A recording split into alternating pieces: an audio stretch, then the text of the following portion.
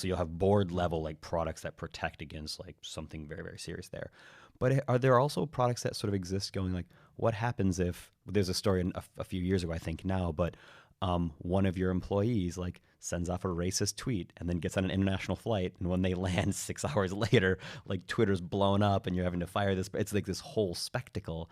Like, is there products that protect a brand against like the rogue behavior of employees, and how might those be positioned, or is that one of those product gaps that you were sort of referencing? So in a rare, not first, but in a rare instance, I did do some research prior to this episode.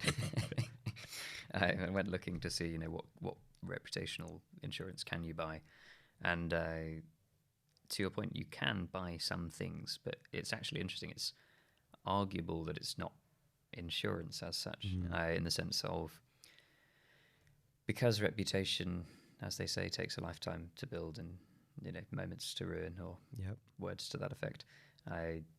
It's very difficult to indemnify somebody who's had a reputational loss, to put them back in the place they were in previously. You can't unsay things that have been said or undo things that have been done.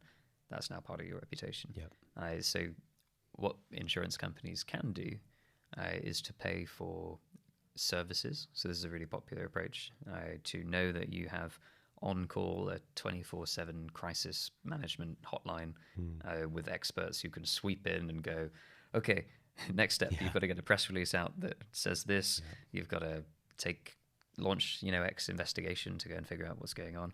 So that's a very popular part that most insurers seem to offer, some kind of partnership with a specialist team that can do something about it for you. It's actually reminded me of like kidnap and ransom insurance and these kind of lines, where, and cyber to some extent. Cyber, and that was what jumped to mind. The most valuable thing in a way is, you're not going to be able to get back the thing that you've lost necessarily with money, or it's even questionable whether you should. It's almost, you need a specialist team that's going to go in and do hostage negotiations or extract that person that's been, who knows. The other thing that I've seen from a quick look around is that there are a few insurers who will actually offer the financial loss aspect of reputational damage.